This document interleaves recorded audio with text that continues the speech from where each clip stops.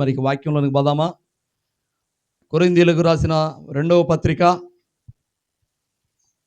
కొరింథీయులకు రాసిన రెండవ పత్రిక 4వ అధ్యాయం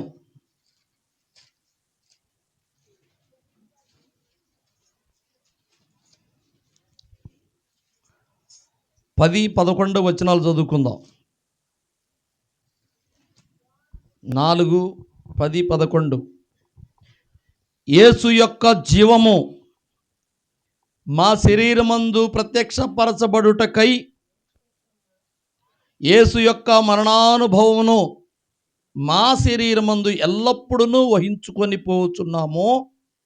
ఏలయనగా యేసు యొక్క జీవము కూడా మా మర్త్య శరీరమునందు ప్రత్యక్షపడినట్లు సజీవులమైన మేము ఎల్లప్పుడూ యేసు నిమిత్తము మరణమునకు అప్పగింపబడుచున్నాము.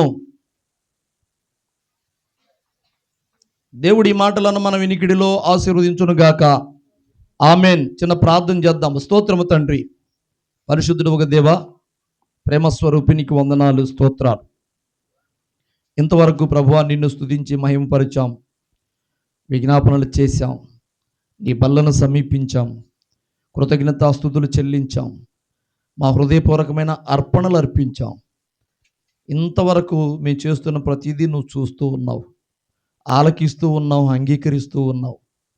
అయ్యా, ఇప్పుడు నువ్వు మాట్లాడితే మేము వినాలని నువ్వు ఆశపడుతున్నావు. ఇప్పటి వరకు మేము స్తుతిస్తే నువ్వు విన్నావు, మేము విజ్ఞాపన చేస్తే నువ్వు విన్నావు.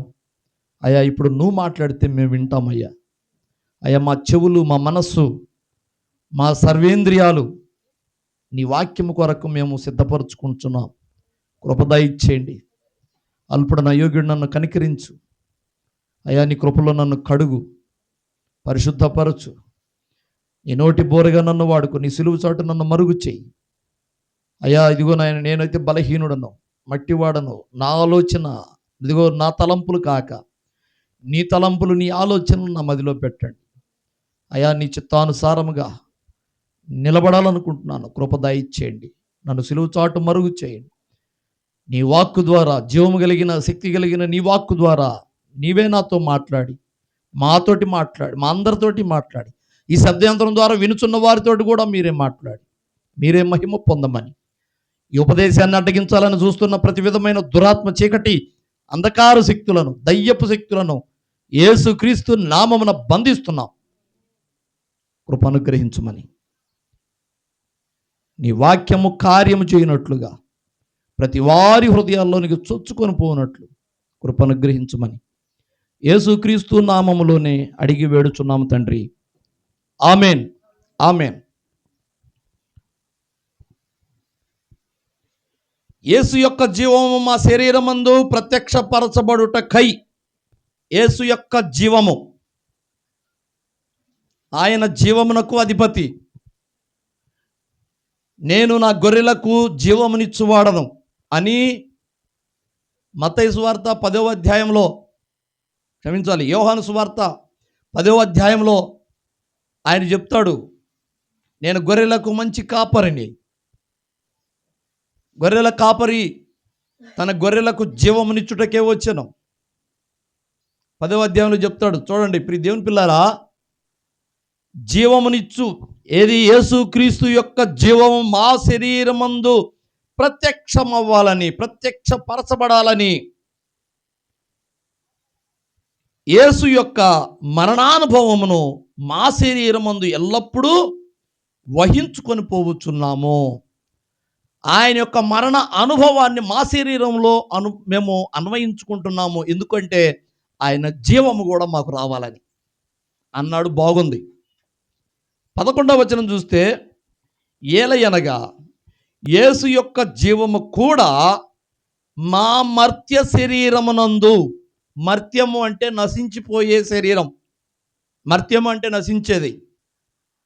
అమర్త్యము అంటే, అమరత్వము అంటే మరణము లేనిది. నశించిపోయే ఈ శరీరమునందు యేసు యొక్క జీవము కూడా ప్రత్యక్షపరచబడినట్లుగా సజీవులమైన మేము ఎల్లప్పుడూ యేసు నిమిత్తము మరణమునకు అప్పగింపబడుచున్నాము అన్నాడు. పైన చెప్పిన మాటే కింద వివరణ ఇచ్చాడు. అర్థమైందా?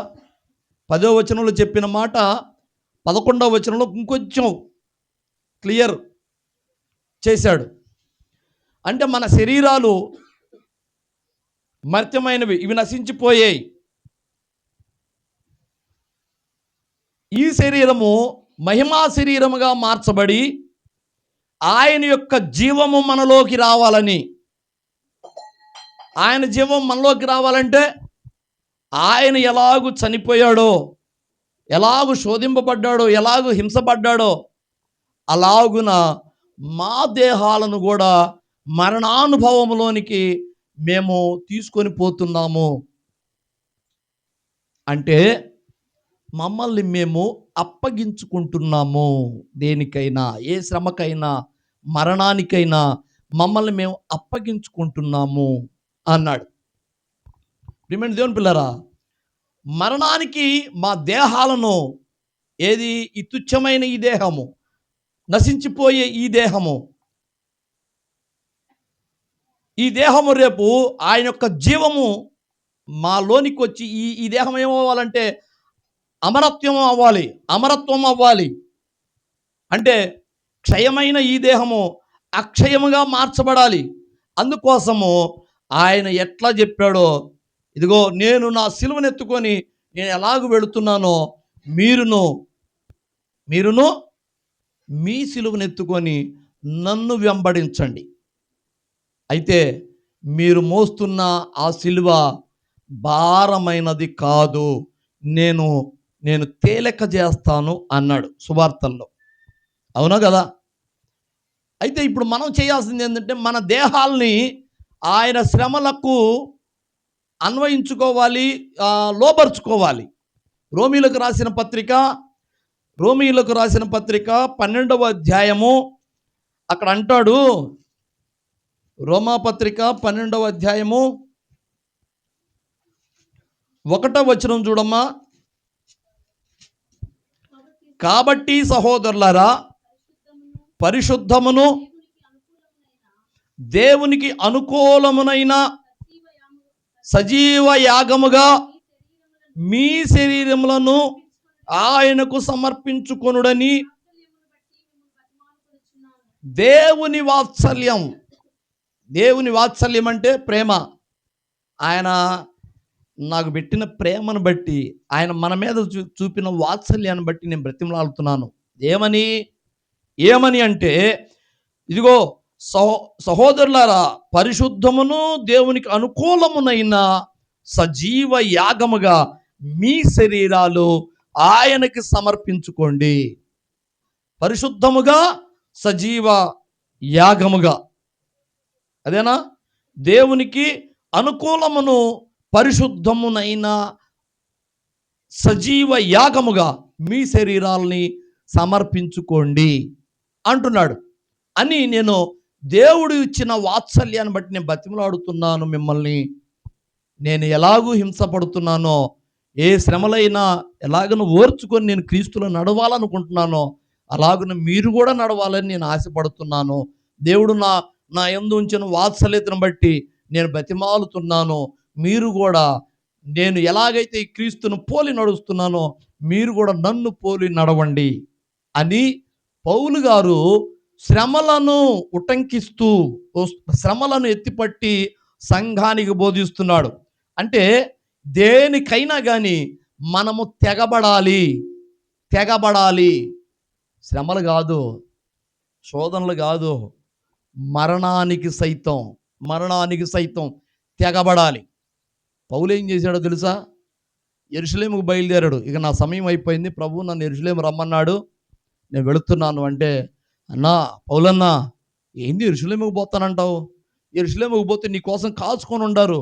ఆ పౌలు ఎప్పుడు దొరుకుతాడా, ఆయన ఎప్పుడు తీసుకొచ్చి వైనం చేద్దామని అక్కడ ఎదురు చూస్తున్నారు. యెరూషలేముకు పోతామంటావు ఏందన్నా అంటే, ప్రభు సెలవైంది, నేను చేయాల్సిన పరిచర్య అయిపోయింది, నా పరుగు కడముట్టించాను, తుదముట్టించాను, నా కొరకు నీతి కిరీటం అక్కడ ఉంచబడింది, నేను యెరూషలేముకు వెళ్ళాలి, నేను వెళుతాను అన్నాడు. ఓరు నేడ్చారు సంఘమంతా. సంఘం అంతా బోర్ నేర్చారు. ఎందుకంటే యెరూషలేముకి గనక పౌలు వెళితే ఇక అక్కడ పట్టుకుంటారు, చంపేస్తారు. ఏ మరణం వస్తుందో అనేది తెలియదు, కానీ మొత్తానికైతే చచ్చిపోవటం మాత్రం ఖాయం అని సంఘము బోర్ని ఏడ్చి అడ్డు తగిలింది. పౌలు అంటాడు, అయ్యలారా, ఎందుకు మీరు ఏడ్చి నా గుండెలు బద్దలు చేస్తారు? మీరు ఎందుకు ఏడుస్తారు నా కోసం? దేవుని ఆజ్ఞది, దేవుని యొక్క ఇష్టం అది. యేసయ్య తనను తాను ఎలాగైతే అప్పగించుకున్నాడో నేను కూడా నన్ను నేను అప్పగించుకోవాలి. దేవుడు ఇచ్చిన మా కృపావరం అది. నిజంగా ఈ వారం అందరికీ రాదు. ఇప్పుడు సువార్త ప్రకటన చేస్తుంటే వచ్చి కొట్టి చంపటం వేరు, వచ్చి ఆ సువార్త ప్రకటన చేసే వాళ్ళని కొట్టి చంపటం ఏదో చేయటం వేరు. కానీ అక్కడికి వెళితే అక్కడ సువార్త ప్రకటిస్తుంటే వాళ్ళు వచ్చి కొడతారని తెలిసి కూడా మనం పోవటం అంటే ఏంది? దేవుని పిల్లారా, పౌలు అలాగున యెరూషలేముకు పోవడానికి సిద్ధమైనప్పుడు సంఘం ఎలాగైతే అడ్డుపడితే, నన్ను వారించమాకండి, నన్ను ఆపమాకండి, నేను వెళ్ళాలి, అది దేవుని చిత్తమై ఉన్నది. చూడండి, తన ప్రాణమును, తన దేహమును ప్రభు కొరకు అంకితం చేయటానికి వెనక తీయట్లేదు. నిద్ర వచ్చినప్పుడు స్తోత్రం చేద్దాం. హల్లెలూయా. వస్తుందా నిద్ర? సజీవ యాగముగా పరిశుద్ధమును అనుకూలమునైన సజీవ యాగముగా మనలను సమర్పించుకుందాం, మీ దేహములను, మీ శరీరములను ఆయనకు సమర్పించుకోండి అని నేను బ్రతిమాలుచున్నాను అన్నాడు. దేవుని పిల్లారా, మన అవయవాలు, మన దేహం అంటే మన అవయవాలు. రోమీలకు రాసిన పత్రిక చూడండి 6వ అధ్యాయము 1 నుంచి చూస్తే 1 నుంచి 3 దాకా చూడండి.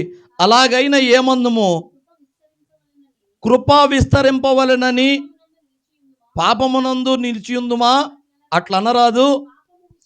పాపం విషయమై చనిపోయిన మనము ఇక మీదట ఎలాగూ దానిలో జీవించుదుము?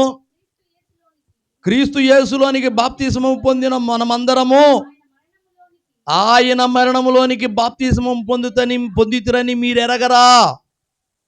మరణములోనికే మనం బాప్తిస్మం పొందామని మీరు ఎరగరా అన్నాడు.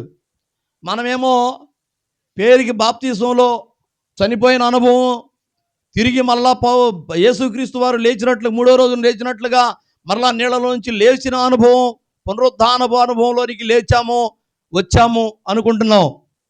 కానీ మళ్ళా తర్వాత మనకు తెలియకుండానే మనం చచ్చిపోతున్నాం.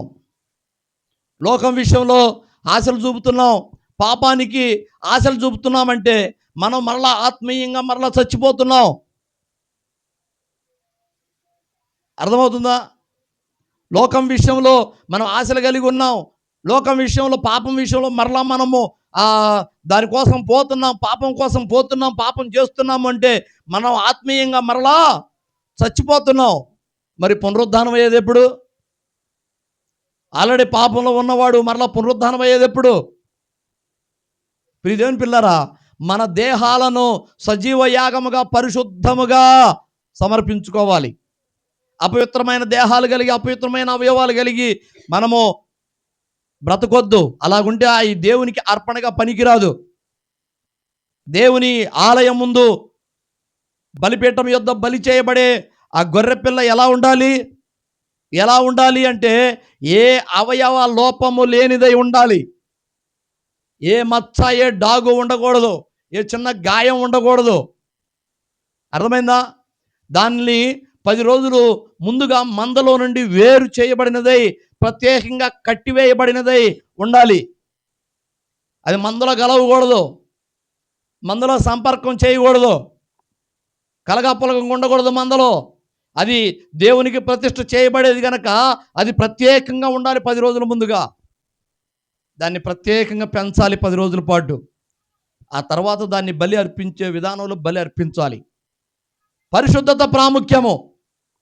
మచ్చ, డాగు లేకుండా ఉండడం ప్రాముఖ్యము.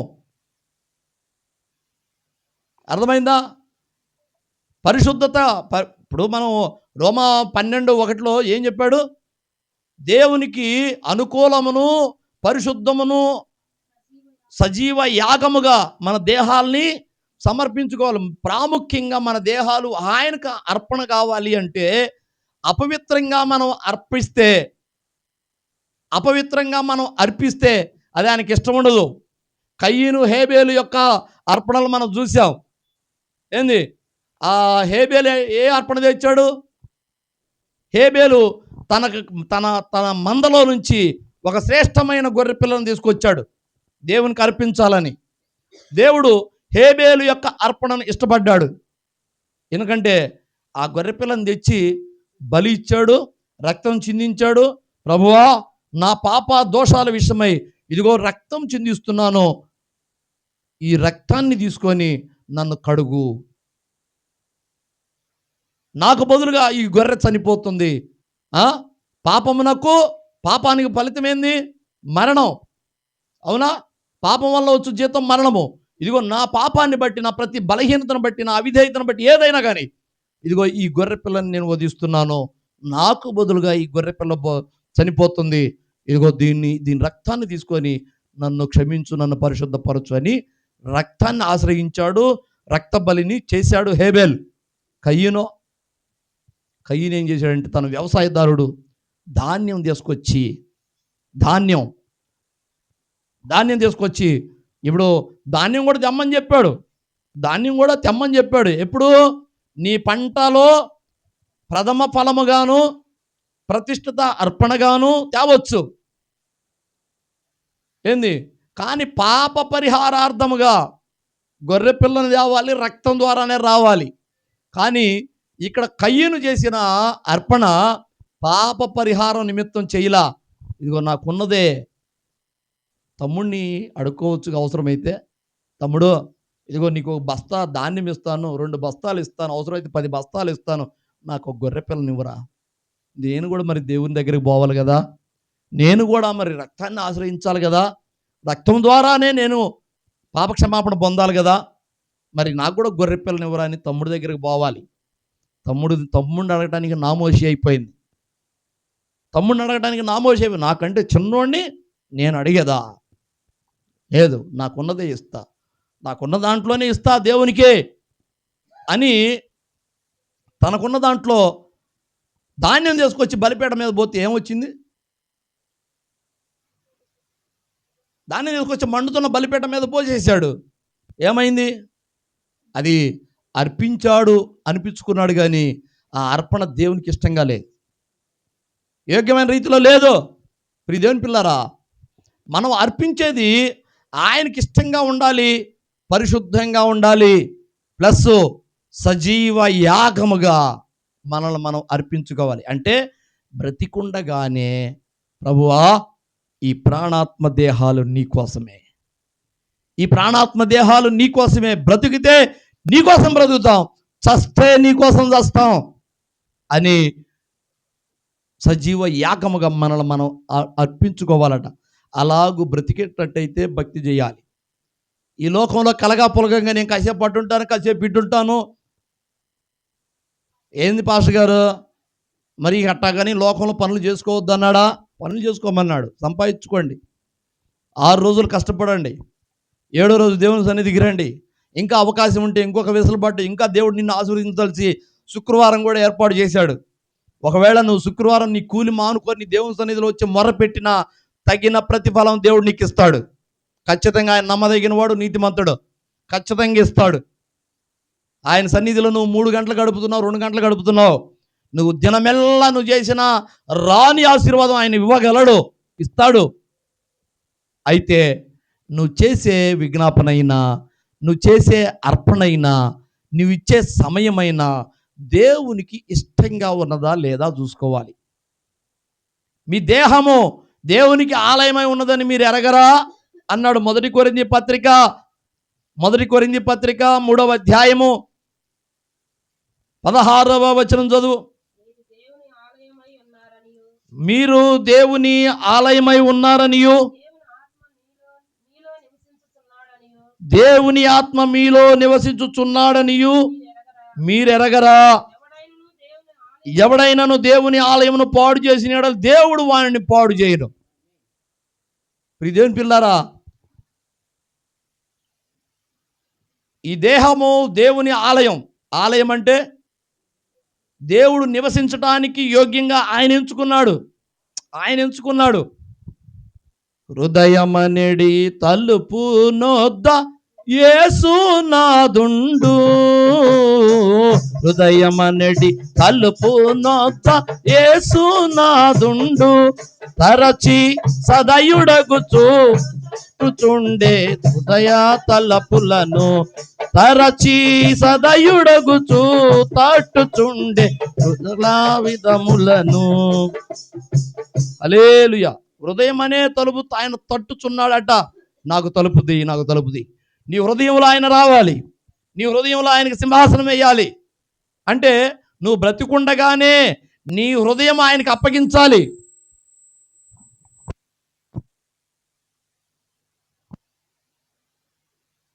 Praise the lord. ఆయనకి అప్పగించాలి. 6వ అధ్యాయము, ఇదే 1 కొరింథీ పత్రిక 6వ అధ్యాయము 19వ వచనం చూడు. ఇక్కడ అంటాడు, మీ దేహము దేవుని వలన మీకు అనుగ్రహింపబడి అదిగో మీలోనున్న పరిశుద్ధాత్మకు ఆలయమై ఉన్నదని మీరు ఎరుగరా. మనల్ని మనం సమర్పించుకోవాలి అని చెప్తూ మొట్టమొదటిగా ఇక్కడ చెప్తున్నది ఏంటంటే, మిమ్మల్ని మీరు సమర్పించుకోవటం అంటే మొట్టమొదటిగా మీ దేహాన్ని ప్రభు కొరకు సజీవ యాగముగా అర్పించుకోవాలి. మీ ద్వారా మీరు మీ దేహము ద్వారా దేవునికి మహిమ తెచ్చేవాళ్ళుగా ఉండాలి. మీ దేహము ద్వారా సాతాను క్రియలు జరగకూడదు. సాతాను క్రియలు ఒకప్పుడు జరిగినాయి. లోకంలో ఉన్నప్పుడు పాపపు క్రియలు ఒకప్పుడు జరిగినాయి. ఇప్పుడు దేవుని రక్తం చేత కడగబడిన మీరు ఆ పాపపు క్రియలు మీ దేహము ద్వారా జరగొద్దు, పాపం చేయొద్దు అంటాడు.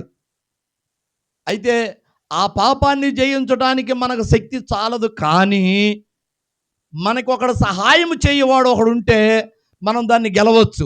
ఆ సహాయకుడు ఎవరయ్యా అంటే పరిశుద్ధాత్ముని సహాయం మనం కోరుకుంటే, ప్రభువా నాకు సహాయం చేయయ్యా అంటే ఆయన సమయోచితమైన జ్ఞానమును, సమయోచితమైన సహాయమును మనకు దయచేసి మనల్ని వచ్చే శోధనల నుండి, ఆపదల నుండి, పాపంలో పడిపోయే సందర్భాల నుండి మనలను దేవుడు కాపాడగలడు. నువ్వు పాపంలో పడుతున్నావు అంటే ఇంకా పరిశుద్ధాత్మ సహాయం నువ్వు అడగట్లేదు. పరిశుద్ధాత్మ నీతోటి లేడు.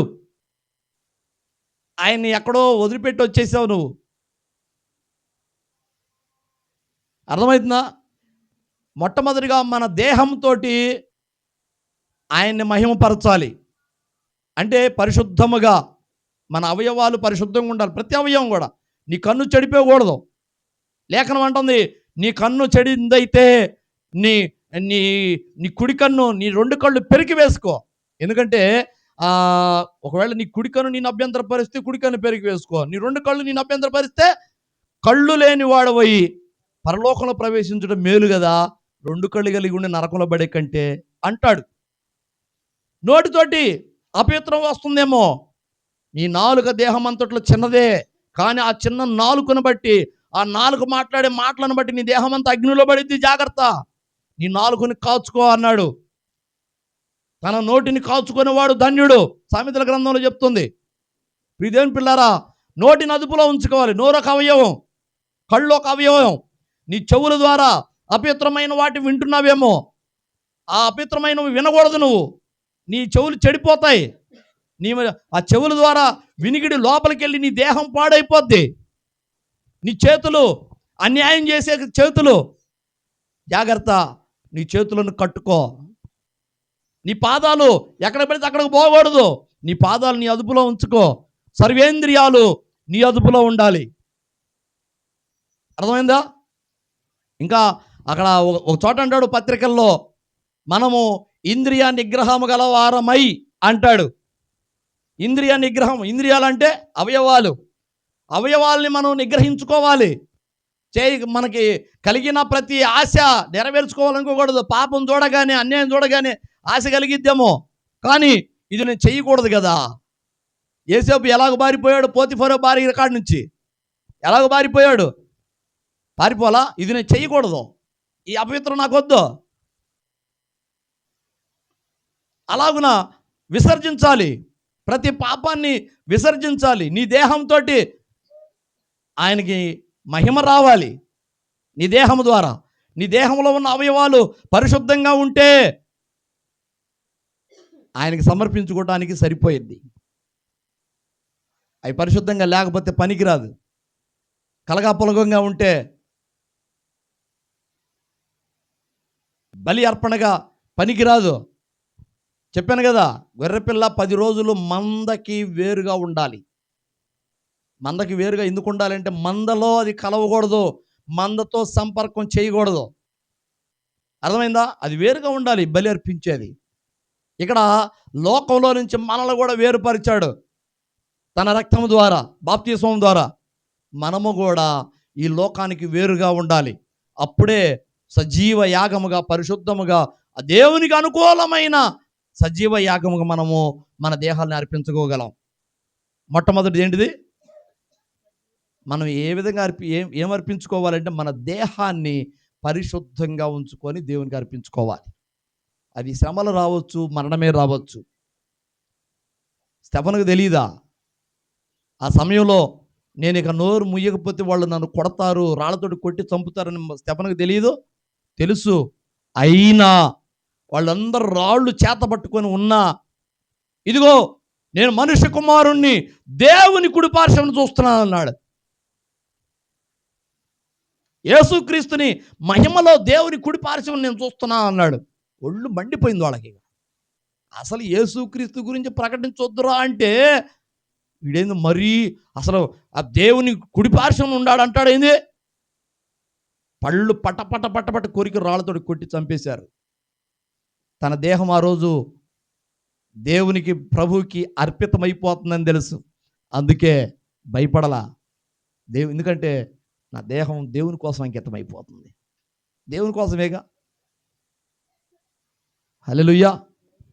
మీ దేహాలను సమర్పించుకోవాలి. రెండవది మీరు సమర్పించుకోవాల్సింది ఏంటంటే, దేవుడు మీకు ఇచ్చిన భూమి మీద ఇచ్చిన ఆయుష్కాలం, సమయాన్ని సమర్పించుకోవాలి, ప్రతిష్ఠ చేసుకోవాలి. ప్రభువా, ఈ సమయం నీకు కేటాయిస్తాం. ఉదయం నుంచి సాయంత్రం పడుకోబోయే వరదాకా 12 గంటలు 14 గంటలు ఉంటుంది. 10 గంటలు నిద్రపోతున్నారు మీరు. 10 గంటలు, నేను ఖచ్చితంగా 10 గంటలు నిద్రపోతాను పాస్టర్ గారు అన్నవాళ్ళు చేయొద్దండి. 10 గంటలు నిద్రపోతాను, ప్రతిరోజు 10 గంటలు నిద్రపోతాను అన్నవాళ్ళు చేయొద్దండి. తెల్లవారు 6 అయ్యిద్ది, 6ంటికి లేచారనుకో, అంతకుముందు ఎప్పుడు పడుకోవాలా? 10 గంటలంటే 12కి 6 గంటలు, 8ంటికి ఎవరు పడుకుంటున్నారు? అసలు 8ంటికి చీకటే పడట్లా జనాలకి, ఏంది కదా. 10 గంటలు ఎవరు నిద్రపోవట్లా. దగ్గరగా 6 గంటలు 7 గంటలు నిద్రపోతారు. మహా అయితే 8 గంటలు నిద్రపోతారు. 10ంటికి పడుకున్నారంటే 6ంటికి లేచారంటే 8 గంటలు నిద్రపోయారు. అవునా? 8 గంటలు నిద్రపోతే ఇంకెన్ని గంటలు మేలుకొని ఉండారు? 16 గంటలు మేలుకొని ఉంటున్నారు. 16 గంటల్లో దేవునికి ఇచ్చేది ఎంత సమయాన్ని దేవుని కోసం కేటాయిస్తున్నారు? నీకు ఇచ్చే సమయం, ఆయుష్కాలం అదే. నువ్వు నిద్రపోయే సమయాన్ని దేవుడు అడగకపోవచ్చు లెక్క. నువ్వు నిద్రపోయే సమయంలో నన్ను మహింపరచలేదే అని అడగకపోవచ్చు. కానీ నువ్వు మేల్కొని ఉండే సమయాన్ని ఖచ్చితంగా దేవుడు లెక్క అడుగుతాడు. నువ్వు మేల్కొని ఉండే చేసే పనులను బట్టి ఆ కాలమానాన్ని ఖచ్చితంగా దేవుడు లెక్క అడుగుతాడు, సమయాన్ని. అందుకనే బైబిల్ చెప్తుంది, ఎఫెసీ పత్రిక 5వ అధ్యాయము 15వ వచనము. ఎఫెసీ పత్రిక 5వ అధ్యాయము 15వ వచనం చూడండి. దినములు చెడ్డవి గనక మీరు సమయమును పోనివ్వక సద్వినియోగం చేసుకోండి. దినములు చెడ్డవి, సమయాన్ని పోనీయొద్దు. మరలా ఇవాళ పోయిన సమయం రేపు రాదు. ఇవాళ అయిపోయిన సమయం రేపు వచ్చిద్దా? ఇవాళ దేవుని సన్నిధిలో గడపాలి. ఈ సమయాన్ని నువ్వు మిస్ చేసుకున్నావు. రేపు బావచ్చులంటే రేపు ఎందుకు ఉంటుంది? ఏడా దేవుని సన్నిధి ప్రభు బల్ల ఎందుకు ఉంటుంది? ఆరాధన ఎందుకు ఉంటుంది? రేపు కానుక సమర్పిస్తానంటే ఎందుకు ఉంటుంది ఇక్కడ కదా? మరలా ఎప్పటికీ? వచ్చే ఆదివారానికి. వచ్చే ఆదివారం దాకా నువ్వు ఉంటావో లేదో, అవునా కదా? ఏ సమయంలో జరగాలి ఆరాధన, ఆ సమయానికి నువ్వు రావాలి. సమయం నీకు ఇచ్చిన దేవుడిచ్చిన ఆయుష్కాలంలో నువ్వు దేవుని ఎంత మహింపరిచావు. సజీవ యాగముగా వాళ్ళ దేహాన్నే సమర్పించుకుంటున్నారు శ్రేష్ఠ భక్తులు. మరి వాళ్ళ సమయాన్ని ఇచ్చుంటారటవా? సమయాన్ని ఇచ్చుంటారా? ఊరక దేహాన్ని మాత్రం ఇచ్చుంటారా? సమయమంతా పౌలుకి నిద్ర లెగిస్తే సువార్త పిచ్చి. పౌలుకి అరే ఈడెవుడురా బండ మీద నిలబడి మాట్లాడుతున్నాడు అంటే, అన్నా మనం రాత్రి రాళ్లతోటి కొట్టి పడేసి వచ్చాంగా, సచ్చడం కొని పడేసి వచ్చాంగా. ఆ పౌలన్నా మళ్ళీ తెల్లారి లేక వచ్చి బండ మీద నిలబడి మళ్ళీ కేకలేసి సువార్త ప్రకటన చేస్తున్నాడు. అరే ఈడు చావలేదా? రాత్రి అన్ని రాళ్ళతోటి కొట్టితే ఒళ్ళంతా బ్లడ్డే కదరా, చచ్చాడులని వదిలేసి వచ్చామరా.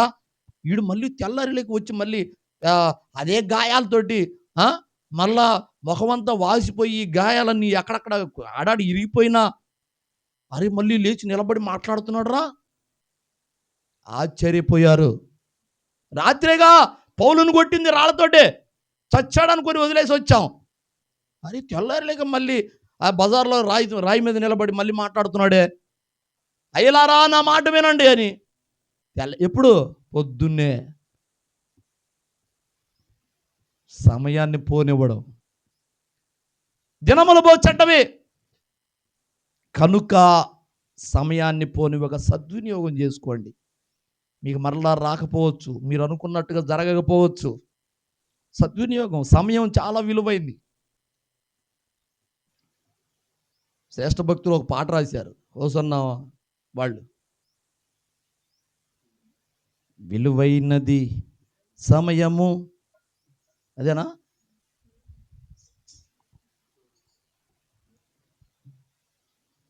సరేలే, మనకు రాదులే కానీ రాని పాట ఎందుకు, మనం చూసైతే పాడతాం కానీ మనకు మామూలుగా నోటికి రాదులే. దేవుని పిల్లారా, సమయము చాలా విలువైంది. ఇవాళ పోతే, నేను చెప్తున్నాను, ఇవాళ తారీఖు ఎంత? 8, 2026 సంవత్సరం ఫిబ్రవరి నెల 8వ తారీఖు నీకు మరలా వచ్చిద్దా? నీ జీవితంలో మరలా చూడలేవు. వస్తే ఇంకొక డేటును చూస్తావేమో,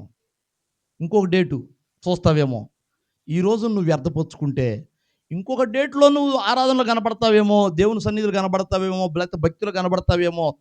ఈరోజు మాత్రం నిన్ను లెక్క అడుగుతాడు. జాగ్రత్త, సమయాన్ని పోనివ్వద్దు. చూడండి ఒక మాట, 2వ రాజుల గ్రంథము. భక్తులు ఎవరు కూడా సమయాన్ని ఎంత కూలంకుషంగా సద్వినియోగం చేసుకుంటున్నారు. 2వ రాజుల గ్రంథము 5వ అధ్యాయము 26వ వచనం చదువమ్మా. అంతటా ఎలీషా వానితో, ఆ మనుష్యుడు రథము దిగి నిన్ను ఎదుర్కొనుటకు వచ్చినప్పుడు నా మనసు నీతో కూడా రాలేదా? ద్రవ్యము అంటే డబ్బు. చూడండి, ద్రవ్యం అంటే డబ్బు. ద్రవ్యమును, వస్త్రములను, ఒలీవ చెట్ల తోటలను, ద్రాక్ష తోటలను, గొర్రెలను, ఎడ్లను, దాసీలను సంపాదించుకొనుటకి ఇది సమయమా? ఇదే సమయం. ఇవన్నీ సంపాదించుకోవడం ఇది సమయం అంటారా? పనికి మాలినోడా, ఏం పరిగెత్తేవరా రథం వెంబడి? నేను ప్రార్థనలో ఉన్నాను, మా గురువు గారు చూడలే అని అవును పరిగెత్తావు. నాతో పాటు నీ మనసు రాలేదంటరా? నీతో పాటు నా మనసు రాలేదా? నా ఆత్మ రాలేదా నీతో పాటు? నువ్వు ఎలా పరిగెడుతున్నావో నేను చూడలేదనుకున్నావా? నేను ప్రార్థనలోనే ఉన్నా. కానీ దేవుడు నాకు అన్నీ చూపిస్తాడు రా. ఎందుకు తుచ్చమైన దానికి ప్రలోభపడ్డావు? ఎండి బంగారాల కోసమా? విలువైన వస్త్రాలు మంత్రి గారు ఇస్తాడనే? ఆస్తులు ఇస్తాడనే? ఆస్తులు కూడా పెట్టుకుందామనే? ఇది సమయం కాదురా. ఈ దినాలు చెడ్డవిరా. వాడిచ్చిన వెండి బంగారాల కోసం పరిగెత్తావు. పో, వాడు వదిలేసిన కుష్టి వ్యాధి కూడా పొందుకోపో అన్నాడు. ఇప్పుడు దేని పిల్లారా, సమయాన్ని మనము దేనికి కేటాయిస్తున్నాం? సంపాదన కోసం. సంపాదన కోసం. అందులో కూడా దేవుని ఆశీర్వాదం ఉన్నది. 6 రోజులు నీ జీవనోపాధి కొరకు పని చేసుకోండి అన్నాడు, కరెక్టే. 7వ రోజు మాత్రం నా సన్నిధిలో కనపడండి అన్నాడు. ఎందుకు ప్రభువా? నీ 6 రోజుల కష్టార్జితాన్ని నేను ఆశీర్వదిస్తా. నీ చేతుల కష్టార్జితం నిశ్చయముగా నువ్వు అనుభవించేటట్టు చేస్తా. కానీ 7వ రోజును కూడా నువ్వు నా సన్నిధిని మిస్ చేస్తే నీ కష్టార్జితం సిల్లి సంచులు వేసినట్టుగా వ్యర్థమైపోయిద్దిరా. అదేంది ప్రభువా, నువ్వేగా పని చేసుకోమన్నావు, పని చేసుకుంటే మళ్ళా సమయం లోకానికి కేటాయిస్తున్నాను అన్నావు. అదేంది ప్రభువా అంటే, నువ్వు పని చేసుకో, నీ కుటుంబం బ్రతకాలి, నీకు పని చూపించేవాడిని నేను, నీకు ఆరోగ్యం ఇచ్చేవాడిని నేను, నీకు తెలివిని ఇచ్చేవాడిని నేను, పని నీకు దొరికేటట్టు చేసేవాడిని నేను. అయిపోయిందా? పని చేసుకుంటూ కూడా ప్రతి సమయం నన్ను మహింపరుస్తూ ఉండు. కొంతమందికి ఆదివారం మాత్రం ఇక్కడ ఎగిరెగిరి చప్పట్లు కొడతారు, ఆరాధన చేస్తారు. పనులకు వెళితే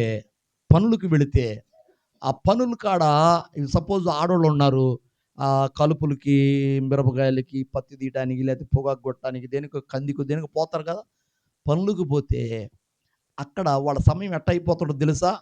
అక్కడ అన్యులు కొంతమంది కలుస్తారు వీళ్ళకి. వీళ్ళు పొలం పోతే అన్యులకు కొంతమంది కలుస్తారు.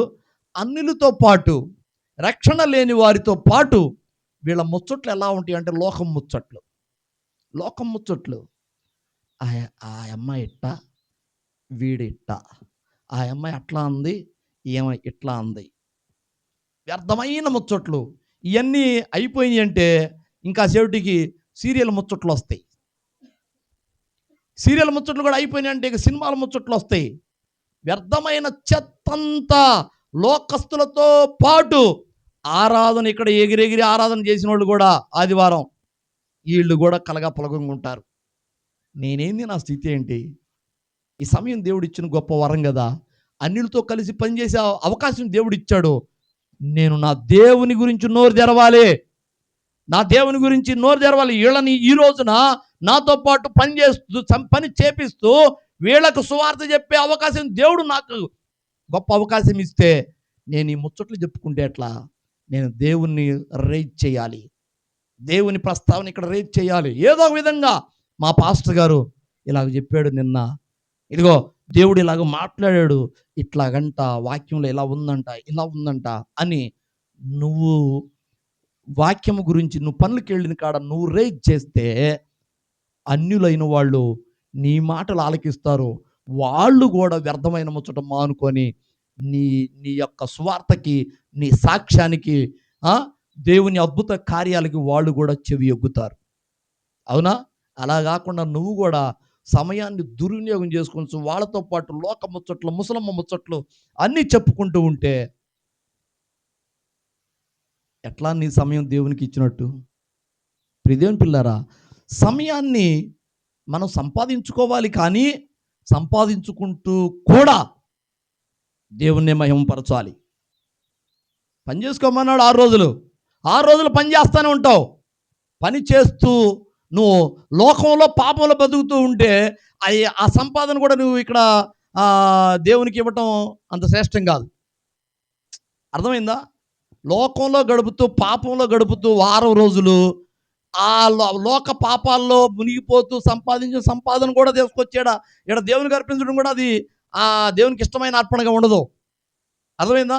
ముందు నువ్వు పని చేసే చోట, నువ్వు ఎక్కడ ఏ పని చేస్తున్నావో ఆ పని చేసే చోట సమయం నువ్వు పని చేస్తూ కూడా దేవుని మహింపరచాలి. నేను ఇంతకుముందు ఒకసారి చెప్పాను, ఆడవాళ్ళకి మెయిన్గా 2 బ్రెయిన్లు ఉంటాయట, 2 ఆలోచనలు కలిగి ఉంటారు వాళ్ళు. గుర్రము ఒకే సమయంలో రెండు వైపు ఎలాగూ చూడగలిగిద్దో, రెండు సైడ్లు ఒకే సమయంలో రెండు సైడ్లు చూడగలిగిద్దాం. అట్లాంటి జ్ఞానము దానికి ఉంది గుర్రానికి. అలాగనే స్త్రీలు కూడా బట్టలు ఉతుకుతూ పొయ్యి మీద అన్నం పెట్టాను, అన్నం పెట్టి 5 నిమిషాలు అవుతుంది, అది మాడిపోద్దేమో అని అవసరమైతే అక్కడ ఆలోచన కలిగి ఉంటారు. అంట్లు దొంగతూనే ఉంటారు, బట్టలు ఉతుకుతూనే ఉంటారు. అంటే ఒక పని చేస్తూ ఈ పనిని గురించిన ఆలోచన దీంట్లోనే మునిగిపోవటం కాకుండా ఇంకొక ఆలోచన కూడా కలిగి ఉంటారంట. కొంతమందికి అది ఉండదులే, ఈ చేస్తుంటే అది మాడిపోతుంటుంది పొయ్యి మీద, అది వేరే మ్యాటర్, అది ఒక బుర్రోళ్ళు వాళ్ళు. కానీ చాలామంది స్త్రీలు ఒక పని చేస్తూ ఇంకో దాని గురించి ఆలోచన చేయగలరు. ఇది చేస్తుంటారు, అది కూడా ఆలోచన చేస్తారు, అది కూడా ధ్యాసలో ఉంటుంది వాళ్ళకి. అలాగునే మీ జీవనోపాధి సంబంధమైన పనిని చేసుకుంటూ కూడా దేవుణ్ణి మహిమపరచాలి. నీ సమయాన్ని దుర్వినియోగం చేసుకోవద్దు, సద్వినియోగం చేసుకోవాలి. హల్లెలూయా. ప్రార్థించడానికి అనుకూలమైన సమయం మనం వెతుక్కోవాలి. కీర్తనల గ్రంథము 69వ అధ్యాయం 13వ వచనం చూడు. 69:13. యెహోవా, అనుకూల సమయమును నేను నిన్ను ప్రార్థించుచున్నాను. దేవా, నీ కృపా బాహుళ్యమును బట్టి, నీ రక్షణ సత్యమును బట్టి నాకు ఉత్తరం ఇమ్ము. అనుకూల సమయమున నేను నిన్ను ప్రార్థించుచున్నాను. సమయం అనుకూలపరుచుకోవాలి, అనుకూలం చేసుకోవాలి. నువ్వు మందలో ఉంటావు, గుంపులో ఉంటావు,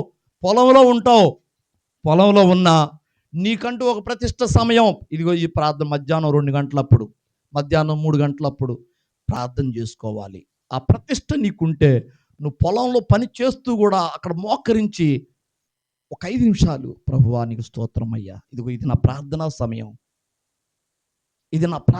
సమయం, ప్రభువా నేను ఇట్లా పనికొచ్చానయ్యా, అయ్యా ఇదిగో నాయన నేను కొద్దిగానే చేయగలుగుతున్నాను ఇక్కడ, అది ఇంటికాడ ఉంటే నేను ఎక్కువగా ప్రార్థించేవాడిని, ప్రభువా ఇక్కడ పనికొచ్చానయ్యా. అయినా ఈ సమయాన్ని, ఎందుకంటే ముస్లిమ్స్ దినానికి 5 సార్లు వాళ్ళు ఏ పనిలో ఉన్నా కూడా ఆ సమయానికి మసీదుకి వెళ్తారు. వాడు భక్తుడైతే వాళ్ళు 5 సార్లు నమాజ్కి వెళ్ళాల్సిందే, వాళ్ళు ఏ పనన్నా చేయండి. అరే అరే భాయ్ టైం హోగా రే ఆవో జాయింగే, ఒకళ్ళు పిలుచుకొని పోతుంటారు మసీదుకి. దినానికి 5 సార్లు వాళ్ళు నమాజ్ చేయాలి. ఆ ఇంగితం మనకు ఉండదు. ప్రియదేవుని పిల్లరా, మనము సమయాన్ని సద్వినియోగం చేసుకోవాలి. చూడండి, కీర్తనల గ్రంథము ఆయనకు కూడా ఒక సమయం ఉందంటాడు అక్కడ. కీర్తనల గ్రంథము 119వ అధ్యాయం 126వ వచనము, దేవుని సమయం అక్కడ మాట్లాడుతుంటాడు చూడండి. జనులు నీ ధర్మశాస్త్రమును నిరర్ధకము చేసి ఉన్నారు. జనులు నీ ధర్మశాస్త్రాన్ని నిరర్ధకం చేసి ఉన్నారు. యెహోవా తన క్రియ జరిగించుటకు ఇదే సమయం, తీర్పు దినం ఇది. యెహోవా తన క్రియ జరిగించుటకు, ఏం క్రియ? జనులు ధర్మశాస్త్రాన్ని నిరర్ధకం చేస్తే, నిర్లక్ష్యం చేస్తే, ధర్మశాస్త్రం ప్రకారం నడవటం మానివేస్తే, నిరర్ధకం చేస్తే, యెహోవా తన క్రియ జరిగించుటకు ఇదే సమయం. ఆయన తీర్పు తీర్చే సమయాన్ని గురించి, నిన్ను శ్రమల పాలు చేసే సమయాన్ని గురించి ఇక్కడ హెచ్చరిక చేస్తున్నాడు. ప్రియదేవుని పిల్లారా, ధర్మశాస్త్రానికి నువ్వు దూరం, అంటే ధర్మశాస్త్రం అంటే దేవుని ఆజ్ఞలకు, మళ్ళా ధర్మశాస్త్రం ఆలోచనలో బోమాకండి. మనం ధర్మశాస్త్రం నుంచి విడుదల పొందిన వాళ్ళం, అర్థమైందా? ధర్మశాస్త్రం ఇప్పుడు ధర్మశాస్త్రం ఏంటంటే 10 ఆజ్ఞలు, దేవుని ఆజ్ఞలు. ఆ ఆజ్ఞల ప్రకారం నువ్వు నడవలేవేమో, జాగ్రత్త. ఆజ్ఞల నుండి నువ్వు తొలగిపోయినప్పుడు ఆయన తీసుకుంటాడు ఇక నీ సమయాన్ని. నీ సమయం అయిపోయింది ఇక అని నీ సమయాన్ని ఆయన తీసుకున్నాడంటే ఇక నువ్వు ఎక్కడుంటావు? నువ్వు ధర్మశాస్త్రాన్ని నిరర్థకం చేస్తే, అంటే 10 ఆజ్ఞలను ఉల్లంఘించి నడుస్తుంటే, ప్రవర్తిస్తుంటే, సమయాన్ని దుర్వినియోగం చేసుకుంటుంటే ఆయన నీ సమయాన్ని తీసుకోగలడు. ఇక ఆయన ఏమైనా చేయగలడు, తీర్పు తీర్చగలడు, నిన్ను వైనం చేసి పండబెట్టగలడు. అవును కదా? ఎందుకంటే నువ్వు ఆయనకి కోపం తెప్పించేటట్టుగా ఉండొద్దు. ఎప్పుడు నేను అదే మరీ మరీ చెప్పేది అదే. ఏ కుంటి సాకులు వెతుక్కొని ఆ, నిన్న రోజుమేరీ శుక్రవారం ఎగ్గొట్టి పోయింది. మనందరికీ తెలుసులే, నేను కొత్త ఏముంది, మాకు వచ్చిన వాళ్ళందరూ చెప్పట్లా, వాళ్ళకి తెలియదు రోజుమేరీ రాలేదని. శుక్రవారం పోవటమే తప్పు. సోమవారం నుంచి గురువారం దాకా ఎప్పుడైనా పోయి రావచ్చు ఊరికి పోవటం. శుక్రవారం పోవటమే తప్పు. పోయిందా? పోతే పోయింది, సరే శనివారానికి సాయంత్రానికి చేరుకోవాలిగా. అన్నయ్య నేను ఆదివారం రాలేను. రాకపోతే నీ కర్మ పో అన్న. ఏం చేసేది ఇంకా? రాకపోతే నీ కర్మ, ఇకపో నేను చేసేది ఏం లేదన్న. వాస్తవానికి నేను ఒక అవకాశం ఇచ్చా వీళ్ళకి. ఏందది? మీరు ఎప్పుడైనా రాలేకపోతే మీ పక్క వాళ్ళకి, మీ తోటి పరిచారకులు, నీతో పాటు పరిచయం చేసే వాళ్ళకు పురమాయించండి పని. అంతేకాదు నాకు కూడా చెప్పండి అని. అన్నయ్య అవకాశం ఇచ్చాడు కదా అని చిన్నదానికి పెద్దదానికి ఎగ్గొడితే దేవుడికి కోపం వచ్చింది. మీరు సరైన కారణం దేవుడికి చూపించాలి, నాకు కాదు. ప్రభువా, ప్రాణాపాయ పరిస్థితి, నేను పోవాల్సి వచ్చింది, తప్పని పరిస్థితి. ప్రభువా నీకు తెలుసు కదా నాయన, ఇక్కడ నేను లేకపోతే ఇది జరగదు, పోవాలి నాయన అని నువ్వు దేవునికి సమాధానం చెప్పుకోవాల్సిన సమయం. కుంటి సాకులు అన్న అవకాశం ఇచ్చాడు కదా అని కుంటి సాకులు వెతుక్కొని ఎగ్గొడితే నీ కర్మ, నువ్వు అనుభవిస్తా, నాకేం సంబంధం లేదని ఫోన్ పెట్టేశా. మరి ఏమనుకుందో ఏమో, మరి సాయంత్రానికి 11 గంటలకు వచ్చింది ఎట్నో రాత్రి. లేకపోతే దేవుని పిల్లారా, నేను అనేది ఏంటంటే దేవుని కోపానికి మీరు బలవ్వద్దు. దేవుడిచ్చిన కృపావరం ఈ సమయం. మనం ఎన్నాళ్ళు ఉంటాం భూమి మీద తెలియదు, ఎంతకాలం బ్రతుకుతామో తెలియదు. ఇప్పటిదాకా మనం పొడిచింది ఏమీ లేదు, 4 ఆత్మలు సంపాదించింది లేదు, దేవుణ్ణి మహిమపరిచింది లేదు, మన దేహం ద్వారా దేవునికి వచ్చిన మహిమ లేదు. ఉన్నామా సచ్చామా అన్నట్టుగానే ఉంది మన ఆత్మీయ స్థితి. ఎప్పటికప్పుడు అసలు ఆత్మీయంగా బతికున్నామా సచ్చుండామా అన్నట్టుగానే ఉంది మన ఆత్మీయ స్థితి. దీంట్లో కూడా మరి ఇంకా నిర్లక్ష్యంగా దేవుని సన్నిధి కూడా, నియామక కూటాలు కూడా ఎగ్గొడితే ఏం చేయాలి ఇంకా నేను? ఎప్పటికప్పుడు సరిచూసుకోవాల్సి వస్తుంది, ఎప్పటికప్పుడు దిద్దుకోవాల్సి వస్తుంది. అసలు నేను ఆత్మీయంగా బ్రతికున్నానా చచ్చున్నానా అని. క్రియలో ఒక్కొక్కసారి చూస్తే వయ్యా ఏంది ఇది, నేను ఇట్లా ఉన్నానేంది అని సరి చేసుకోవాల్సింది దిద్దుకుంటున్నాము ఎప్పటికప్పుడు. నిర్లక్ష్యపరచొద్దు. నీకు ఇచ్చిన దేవుని కృపావరాన్ని నిరర్థకం చేయొద్దు, సమయాన్ని పోగొట్టుకోవద్దు. చూడండి యెషయా గ్రంథము 49వ అధ్యాయము 8వ వచనం చదువమ్మా. చూడండి, యెహోవా ఎలాగూ సెలవిచ్చుచున్నాడు, అనుకూల సమయమందు నేను నీ మొర ఆలకించి నీకు ఉత్తరం ఇచ్చితిని. అనుకూల సమయమందు నీ మొర ఆలకించి ఉత్తరం ఇచ్చితిని, రక్షణ దినమందు నిన్ను ఆదుకొంటిని. రక్షణ దినంలో నిన్ను ఆదుకోవాలంటే అనుకూల సమయాన్ని నువ్వు సద్వినియోగం చేసుకో. దినములు చెడ్డవి గనక సమయాన్ని పోనివ్వగా సద్వినియోగం చేసుకోమని ఎఫెసీ పత్రిక చెప్పనే ఉంది. అనుకూల సమయంలో ఇది నీకు మంచి అనుకూలం. నీకు ఏ ఆటంకాలు లేవు, ఏ అడ్డంకులు లేవు, నిన్ను ఎవడు కొట్టట్లేదు, ఎవడు వాతలు వేయట్లేదు, ఎవడు నిన్ను రంపాలతోటి కొయ్యట్లేదు, కొరడాలతోటి కొట్టట్లేదు, నీ దేహాన్ని చీల్చట్లేదు. అలాగ చీల్చిన వాళ్ళు కూడా దేవుని కోసం చీల్చబడ్డారు. వాళ్ళేం పారిపోలా భక్తులు. నువ్వేడ గనక దేవుని సువార్త ప్రకటిస్తే నీ శిరచ్ఛేదనం చేస్తామన్నారు. పౌలు ఊరుకున్నాడా? పేతురు ఊరుకున్నాడా? యోహాన్ అంటే వాళ్ళు ఎంత భయపెట్టినా నేను చేసేది అన్నాడు, కానీ వాళ్ళు ఏం చేయలేకపోయారు. యోహానికి ఇచ్చిన మహాకృపాది. ఎన్నోసార్లు చంపాలని చూశారు, విషం పెట్టి చూశారు, నూనె బాండీలో సరసర కాగే నూనె బాండీలో వేశారు, పాముల చేత కరిపించారు, ఇంకా ఎన్నో చేసి ఉంటారు, అగ్నిగుండాలు కూడా వేసి ఉంటారు యోహాన్ని. కానీ యోహాన్ని చంపడం వల్ల కాక ఖడ్గంతో కూడా చంపడానికి బహుశా వీలు పడి ఉండదేమో యోహాన్ని, శిష్యుడైన యోహాన్ని తీసుకెళ్ళి ఇక మనలో ఏడ లాభం లేదని పద్మాసు దీపంలో పడేయండి అని దీపంలో పడేశారు అన్నమంచి ఇల్లాగా. అక్కడ కూడా ఆయన వృద్ధాప్యం వచ్చిన దాకా, ఆ చనిపోయేవారు దాకా ఆ ఆ ఖైదీల్ని సువార్త చెబుతూ మారుస్తూనే దేవుని మహింపరుస్తూనే ఉన్నాడు. ఒక యోహానే చంపకుండా చనిపోయిన వాడు, వృద్ధాప్యం వచ్చి చనిపోయిన వాడు. మిగతా వాళ్ళందరూ చంపబడ్డారు. సస్తామని తెలిసి కూడా తెగబడ్డారు. కొరడాలతోటి కొట్టించుకున్నారా? ఆ కత్తులతోటి పొడవబడ్డారా? తోమా మన ఇండియాకి వచ్చి బల్లెం పోటుతోటి పొడవబడ్డాడు. పేతురు తలకిందులుగా సిలువ వేయబడ్డాడు. పౌలు ఆవుందున తల ఇట్ట పెట్టాడు టేబుల్ మీద, నరిగితే ఆవుతన తల ఎగురుకుంటా వెళ్ళిపోయింది మెట్ల మీదుగా. పౌలు తల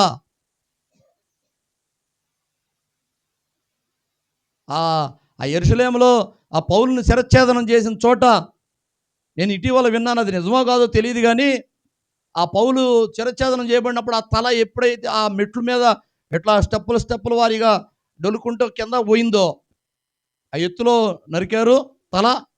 తల ఇలాగున్న మెట్ల మీద ఇలా బంతులాగా ఎగిరి పోతూ ఉంది కదా.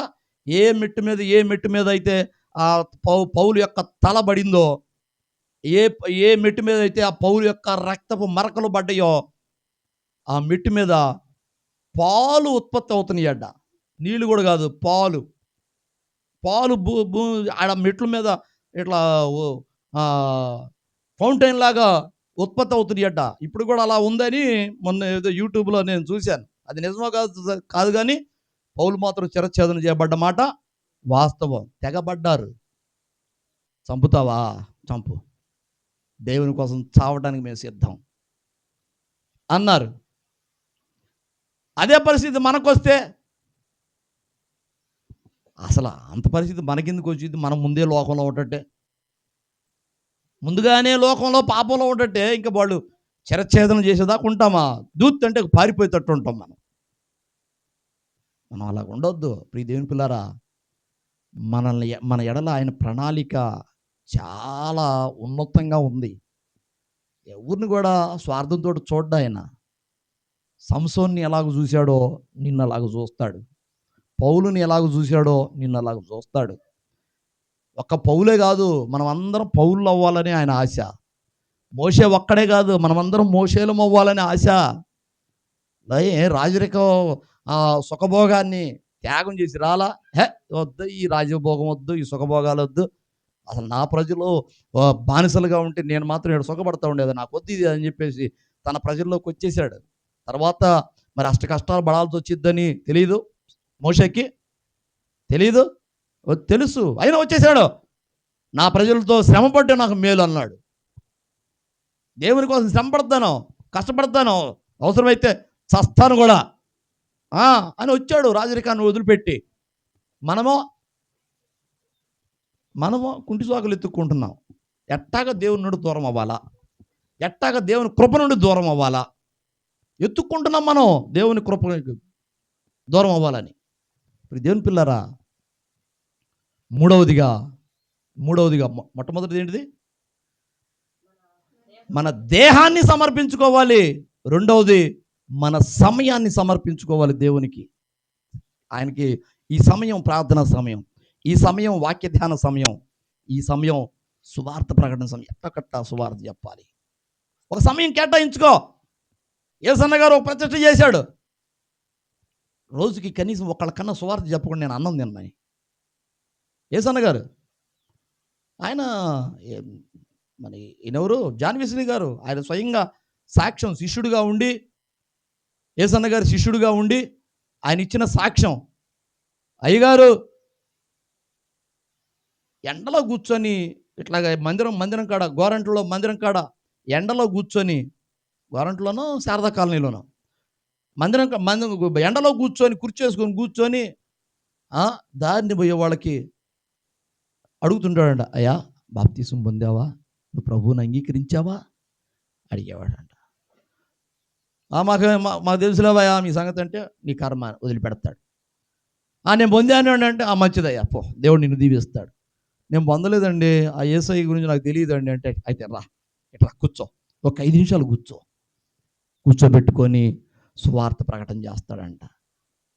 అయితే ఒక్కొక్క రోజు మధ్యాహ్నం అయినా కూడా ఎవరు దొరకరు. సువార్త చెప్పాలి ఎవరో ఒకరికి. చెప్పగా ఆయన అలాగనే బయట ఆ మందిరం బయట రోడ్డు పక్కన కుర్చీ వేసుకొని కూర్చుంటాడంట పిచ్చోళ్ళలాగా. శిష్యులేమో జాన్ వెస్లీ గారు, వీళ్ళేమో అయ్యగారు మధ్యాహ్నం అవుతుందండి, రండి కొద్దిగా భోజనం చేయండి, ఎలాగ తినకపోతే మీకు గ్యాస్ ట్రబుల్ ఉంది, మళ్ళీ అల్లాడిపోతున్నారు, మీరు ఒక ముద్ద తిని చెప్పండి అయ్యగారు అంటే, అరే సువార్త చెప్పకుండా ఎట్లా తినేదిరా అన్నో, ఎట్లా తినేదిరా, ఈరోజు ఒకళ్ళకన్నా చెప్పాలిరా నేను. ఎంత ప్రతిష్ట ఆ సమయం, సువార్త కొరకైన సమయం. ఈ సమయంలో నేను ఎవరో సువార్త చెప్పి కానీ నేను అన్నం తినను. సమయాన్ని సద్వినియోగం చేసుకోవాలి. సమయాన్ని ప్రభు కోసం కేటాయించాలి. ఇంత సమయం, ఇదిగో ఇది ప్రార్థన సమయం, ఇది వాక్య ధ్యాన సమయం, ఇది సువార్త ప్రకటన సమయం, ఇది నా కుటుంబం కోసం కొరకైన నా సంపాదన సమయం. కేటాయించుకో సమయాన్ని, దేవునికి సమర్పించు నీ సమయాన్ని. మూడవది చెప్పి ముగిస్తాను. ఎంతైంది సమయం?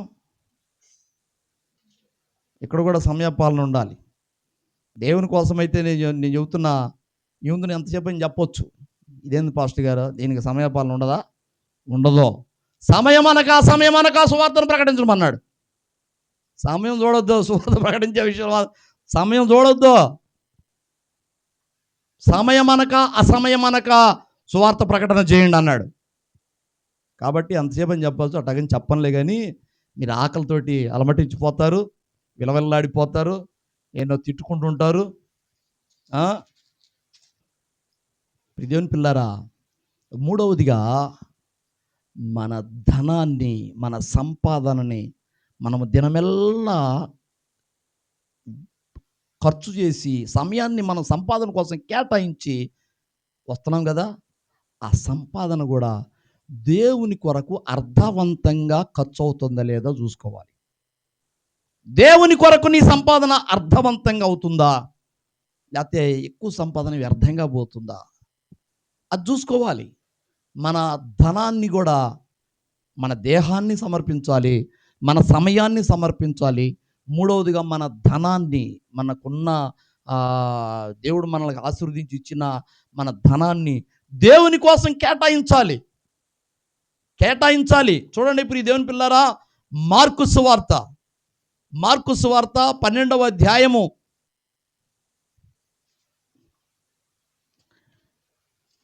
41వ వచనం నుంచి చదువు. ఆయన కానుక పెట్టె ఎదుట కూర్చుండి జనసమూహము ఆ కానుక పెట్టెలో డబ్బులు వేయుట చూచుచుండెను. ధనవంతులైన వారు అనేకులు అందులో విశేషముగా సొమ్ము వేయుచుండిరి. ఎట్టేస్తున్నారు? విశేషంగా అంటే వాళ్ళకు కలిగిన దాంట్లో ఘనంగానే వేస్తున్నారు. ఇప్పుడు 1,00,000 రూపాయలు ఉన్నవాడు ఎంత వేస్తాడు? 10,000 వేస్తాడుగా. 10,000 వేస్తున్నారు. 10,000 కలిగి ఉన్నవాడు 1,000 రూపాయలు వేస్తున్నాడు. చూస్తున్నాడు అన్నీ. ఇతను ఇంత వేస్తున్నాడు, ఇతనికి వాస్తవానికి ఇంత ఉంది కదా, ఇంత వేస్తున్నాడు, ఇతనికి ఇంత ఉంది కదా, ఇంత వేస్తున్నాడు. ఓకే, ఎందుకంటే ప్రభువుకి వాళ్ళ జీవితాలు మొత్తం తెలుసు. ఆడేసే కంటికి కనబడే కాదు, కనబడని వాళ్ళ జీవితాలు కూడా ప్రభువుకు తెలుసు. అవునా కదా? సమరయ స్త్రీని చూస్తే మనకు అర్థమైపోద్ది. అవునా? నాతానియేలుని చూస్తే అర్థమైపోద్ది. వాళ్ళ జీవితం మొత్తం, పుట్టుపూర్వోత్తరాలు మొత్తం తెలుసు. చెట్టు మీద జక్కయ్యను చూస్తే అర్థమైపోద్ది జక్కయ్య పరిస్థితి. ఇదేం పిల్లారా, ఇక్కడ కొంతమంది సొమ్ము వేస్తూ, ధనము కానుకలు పెట్ల వేస్తూ ఉన్నారు. ఇదే సమయంలో ఒక పేద విధవరాలు వచ్చి 2 కాసులు వేయగా టంగ్ టంగ్ మన మోగిని. ఆయన తన శిష్యులను పిలిచి, కానుక పెట్టెలో డబ్బులు వేసిన వారందరికంటే ఈ పేద విధవరాలు ఎక్కువ వేసినని మీతో నిశ్చయముగా చెప్పుచున్నాను అన్నాడు. వారందరూ తమకు కలిగిన సమృద్ధిలో నుండి వేసిరి గాని ఈమె తన లేమిలో తనకు కలిగినదంతయు అనగా తన జీవనమంతయు వేసినని చెప్పాను. హల్లెలూయా. తనకు కలిగిందంతా వేసేసిద్దట. 2 కాసులు ఆమె జీవితం, 2 కాసులు ఆమెకు ఉన్నది ఆధారం. ఇక్కడ ప్రభువు ఆమెను గణపరచడానికి కారణం ఏంటంటే, ₹1,00,000 ఉన్నవాడు 10,000 వేయొచ్చు, 50,000 వేయొచ్చు, సగం వేయొచ్చు. అంటే మిగతా సగం వాడి దగ్గర ఉంది. దశంభాగం చెల్లించిన వాడు 900 వాడి దగ్గర ఉంది. ఒక వంతు వేసాడుగా కదా. కానీ ఈమె పరిస్థితి చూశాడు. ఈమె యొక్క జీవితం కూడా తెలుసు ఆయనకి. అంటే ఎవరి ద్వారానో తెలుసుకోవాల్సిన పరిస్థితి కాదు. ఒక వ్యక్తిని చూస్తే పుట్టుపూర్వోత్తరాలు మొత్తం చెప్పగలడు ఆయన. అవునా? పుట్టుపూర్వోత్తరాలు చెప్పగలడు. ఇదిగో నీ భర్తని తీసుకొని రప్పో, నేను ఇచ్చే నీళ్లు నువ్వు తాగాలంటే అన్నాడు. అయ్యా నాకు భర్త లేడయ్యా అంది. ఎవరు? సమరయ స్త్రీ. భర్త లేడయ్యా అంటే భర్త లేడన్న మాట నిజమే. అయితే ఇప్పుడున్నవాడు కూడా నీ భర్తగాడు. ఇప్పటికి నీకు 5 పెనిమిట్లు ఉండారు, ఇప్పుడు ఇంకొకడు ఉన్నాడు, వాడు పర్మనెంట్ కాదు అన్నాడు. అంతే. ఆమెకి బుర్ర తిరిగిపోయింది. ఇదేంది, నాకు భర్త లేడంటే ఇప్పటికి నీకు 5 పెనిమిట్లు ఉండ్రి, ఇప్పుడున్నవాడు కూడా నీ పెనిమిటి గాడు అంటే వాడు పర్మనెంట్ గాడు, వాడు కొన్నాళ్ళు నుండి పారిపోతాడు. ఇప్పుడు నేను 5 మార్చానని ఇంకేట తెలుసు? బుర్ర పేలిపోయింది ఆమెకి. అంతే. తీసుకొచ్చి నా కొండాడ పెట్టింది. అయ్యా ఎవరు నువ్వు కదిలాడితే నా బతుకంతా చెప్పేస్తట్టుండవు. గుర్తుపట్టింది ఆమె. అంతే. ఆ కొండాడు పడేసి పరిగెత్తుకుంటూ పోయింది సమరయ పట్టణానికి. యాకోబు బావికాడా యేసయ్యను చూశానమ్మా, ఎండవేళ ఎంతో అలసి ఒంటరిగా ఉన్నాడమ్మా. యాకోబు బావికాడా యేసయ్యను చూశానమ్మా, ఎండవేళ ఎంతో అలసి ఒంటరిగా ఉన్నాడమ్మా. దాపు చేరి నన్ను చూచి దాహమని అడిగాడమ్మా, దాపు చేరి నన్ను చూచి దాహమని అడిగాడమ్మా. నేనిచ్చు నీళ్లు నీకు ఎన్నడు దప్పిక కావన్నాడే. యాకోబు బావికాడా యేసయ్యను చూశానమ్మా, ఎండవేళ ఎంతో అలసి ఒంటరిగా ఉన్నాడమ్మా. అయ్యా నేనొంటరి దాన్ని, నాకెవ్వరు లేరన్నానే. నన్ను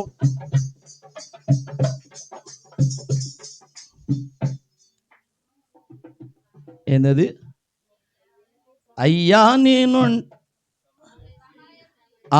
అయ్యా నే సమరయ స్త్రీని, మీరేమో యూదులాయే, మీకు మాకు ఎన్నడైనా సాంగత్యం లేకపోయే. నేనిచ్చు నీళ్లు మీరు ఎలా పుచ్చుకుంటారయ్యా, నేనిచ్చు నీళ్లు మీరు ఎలా పుచ్చుకుంటారయ్యా. చేద నీకు ఏమీ లేదు, నీళ్లు ఎట్టా ఇస్తారయ్యా. యాకోబు బావికాడా యేసయ్యను చూశానమ్మా, ఎండవేళ ఎంతో అలసి ఒంటరిగా ఉన్నాడమ్మా. అయినా నీళ్లు నాకు ఇమ్మని నేను అడిగానమ్మా, నీళ్లు నీకు ఇస్తా గాని నీ భర్తను తెమ్మన్నాడే. అయినా నీళ్లు నాకు ఇమ్మని నేను అడిగానమ్మా, నీళ్లు నీకు ఇస్తా గాని నీ భర్తను రమ్మన్నాడే. అయ్యో నేనొంటరి దాన్ని, నాకెవ్వరు లేరన్నానే. అయ్యో నేనొంటరి దాన్ని, నాకెవ్వరు లేరన్నానే. భర్త లేని దాన్ని నేను భర్తను ఎలా తేగలనమ్మా. యాకోబు బావికాడా యేసయ్యను చూశానమ్మా, ఎండవేళ ఎంతో అలసి ఒంటరిగా ఉన్నాడమ్మా. నీకు భర్త లేడన్నాడే, పెనిమిటులు 5 ఇప్పుడున్నవాడు కూడా నీకు భర్త కాదన్నాడే. వివరంగా నా గుట్టు యేసయ్య చెప్పాడమ్మా, వివరంగా నా గుట్టు యేసయ్య చెప్పాడమ్మా.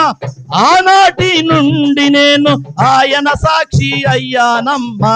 యాకోబు బావికాడా యేసయ్యను చూశానమ్మా, ఎండవేళ ఎంతో అలసి ఒంటరిగా ఉన్నాడమ్మా. నా గుట్టు చెప్పిన వాడు నీ గుట్టు విప్పుతాడు. ఏ తప్పులు చేస్తున్నావో లో గుట్టులు దాస్తున్నావో, నా గుట్టు చెప్పిన వాడు నీ గుట్టు విప్పుతాడు.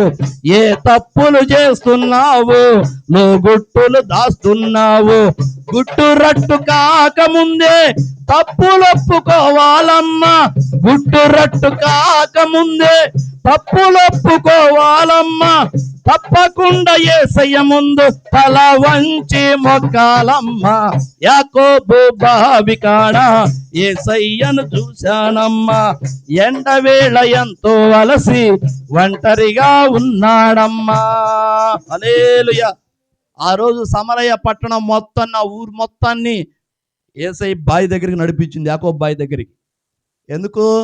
ఆమె పుట్టు పూర్వోత్తరాలు మొత్తం చెప్పేటట్టు అడిగితే ఇక ఆమె జీవితం చెబుతున్నాడు, పాపపు జీవితం చెబుతున్నాడు, మొత్తం తెలుసు ఆయనకి కదా. ఎదురుగున్న వాళ్ళు ఏ మనసుతోటి వేస్తున్నారు కానుక, ఎంత ఉంటే ఎంత వేస్తున్నారు, వాడి స్థితి ఏంది, ఎంత వేస్తున్నాడు. యథార్థంగా ధర్మశాస్త్రం ప్రకారం కనీసం దశంభాగమన్నా వేస్తున్నాడా లేదో చూస్తున్నాడు.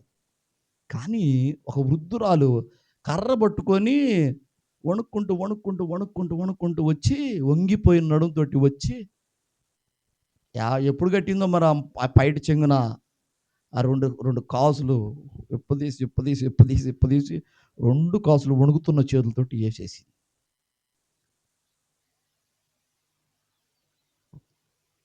శిష్యులతో అంటాడు, వీళ్ళందరూ కానుకలు సమర్పించారు కదా, ఇక్కడ ఉన్న వాళ్ళందరికంటే ఈమె ఎక్కువ వేసింది అన్నాడు.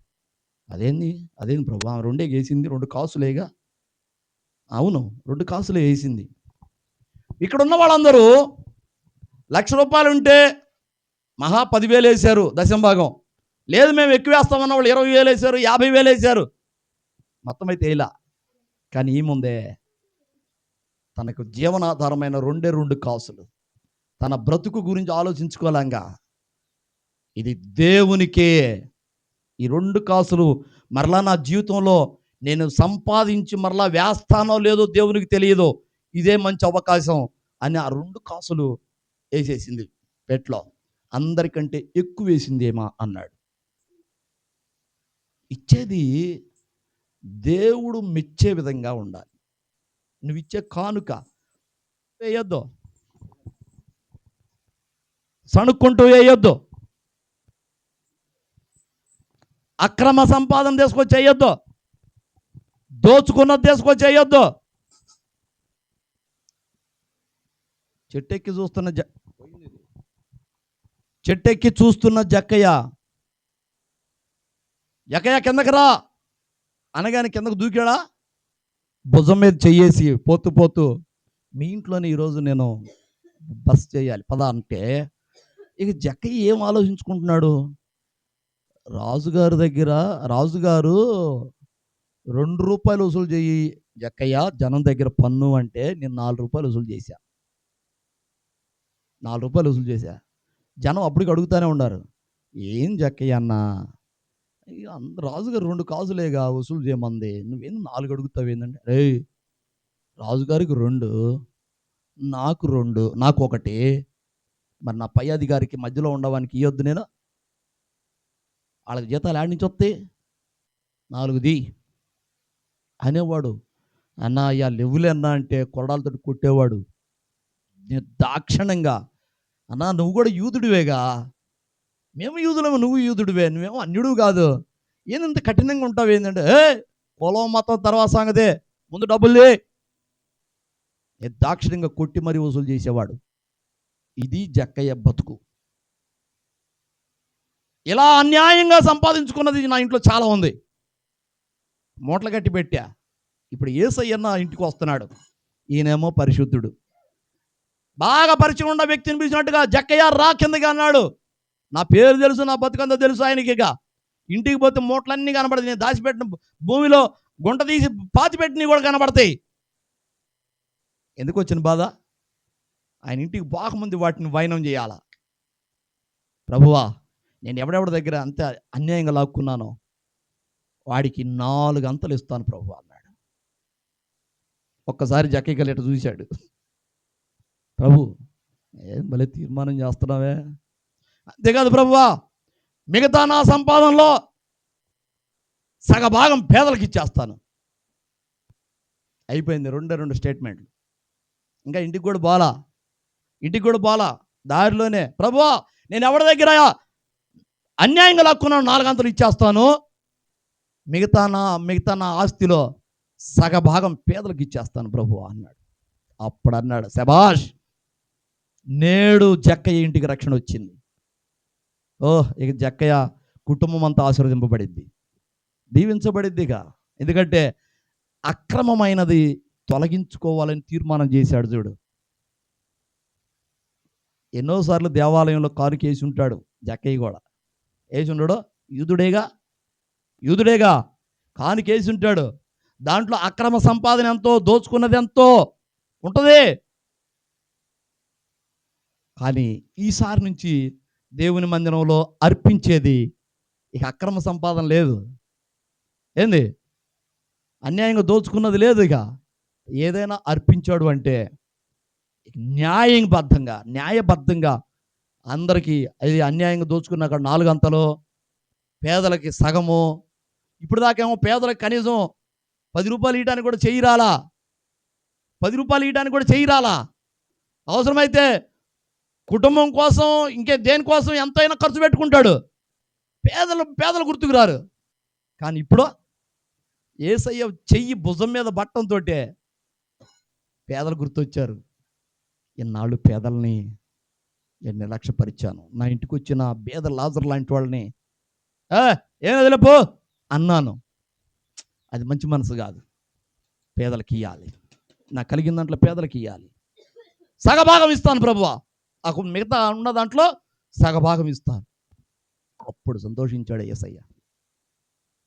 అంటే ఈ జక్కయ్యను చూపించి, ఈ పేద విధవరాలను చూపించి దేవుడు మనకు నేర్పే పాఠం ఏంది అంటే, అక్కడ ముందు చెప్పుకున్నాం కదా, హేబేలు అర్పించింది, శ్రేష్టమైనది అర్పించాడు హేబేలు. ఇందాక చెప్పుకున్నాం కదా, శ్రేష్టమైన దేవుడు ఇష్టపడే బలి అర్పణ, అది శ్రేష్టమైనది అర్పించాడు. మళ్ళా న్యాయవంతమైనది ఏది, దేవుని సన్నిధిలో అర్పించడానికి యోగ్యమైనది అర్పించాడు జక్కయ్య. ఇకపోతే ఉన్నదంతా తనకేంది అనేది చూసుకోకుండా ఇచ్చేసింది పేద విధవరాలు. ముగ్గురిని ప్రశంసించాడు దేవుడు మెచ్చుకున్నాడు. దేవుడు ఒక విధంగా చెప్పాలంటే శబాష్ అన్నాడు, మెచ్చుకున్నాడు, ప్రశంసించాడు. ఇదేనా? చూడండి, ఇంకొక మాట ఉంటుంది.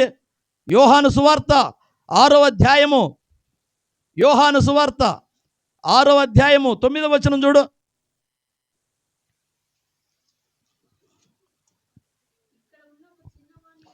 ఇక్కడ ఉన్న ఒక చిన్నవాని యొద్ద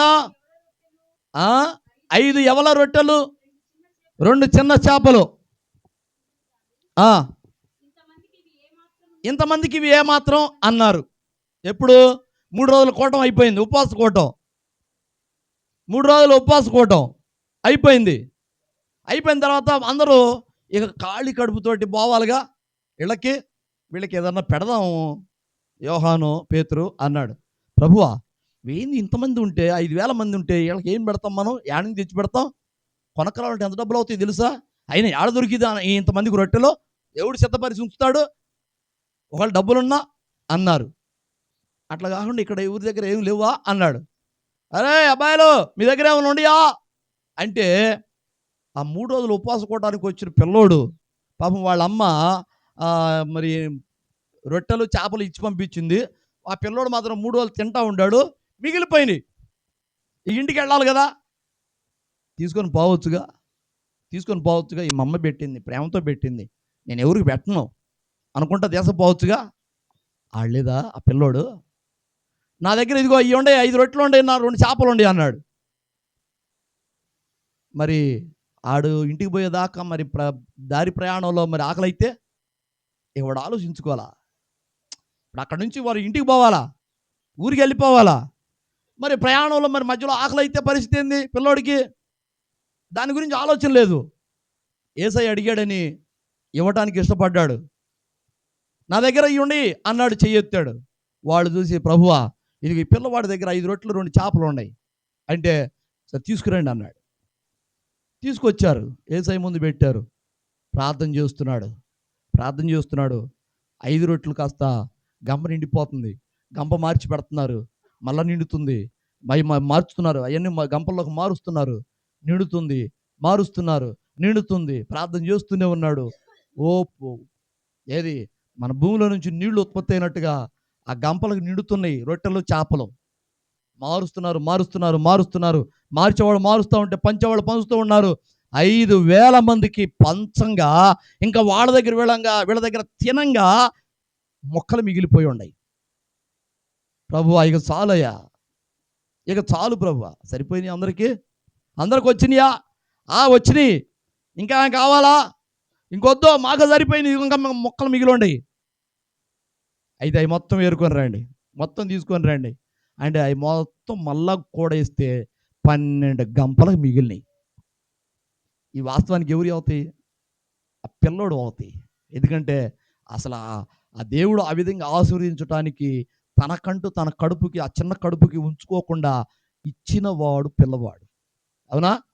వాడికి ఆ 12 గంపలు చెందుతాయి లెక్క. హల్లెలూయా. అంటే ఎవరు కూడా ఇది నాకు, నా పిల్లలు బతకొద్దు, నా మనవాళ్ళు బతకొద్దు, మా ముది మనవాళ్ళు బ్రతకొద్దు, తరతరాలు మేము వాడు పెడితేనే 10 తరాలకు సరిపడా పెడుతుంటాడు ఒక్కొక్కడు. 10 తరాలకి కూడబెట్టి పెడుతుంటాడు. ఎందుకంటే ఇంత ఆస్తుంటే, నేను పోయినా మా 10 తరాలు తినాలరా అంటుంటాడు. నేను ఒక అతన్ని చూస్తాను ఆ రిలయన్స్ స్మార్ట్ దగ్గర చూస్తుంటాను. ఆ పెద్ద బిల్డింగ్ ఆయనదే కావాలా. ఏది ఆ రిలయన్స్ స్మార్ట్, ఆ బిల్డింగ్ ముందే రోజు కుర్చేసుకొని కూర్చుంటాడు, ఇట్లా కాలు మీద కాలేసి కూర్చుంటాడు, పంచకట్టు కట్టే పెద్ద ఆయన. అంటే ఏంది, ఈ బిల్డింగ్ నాదే, బిల్డింగ్ ముందు నేను కూర్చుంటా రోజు.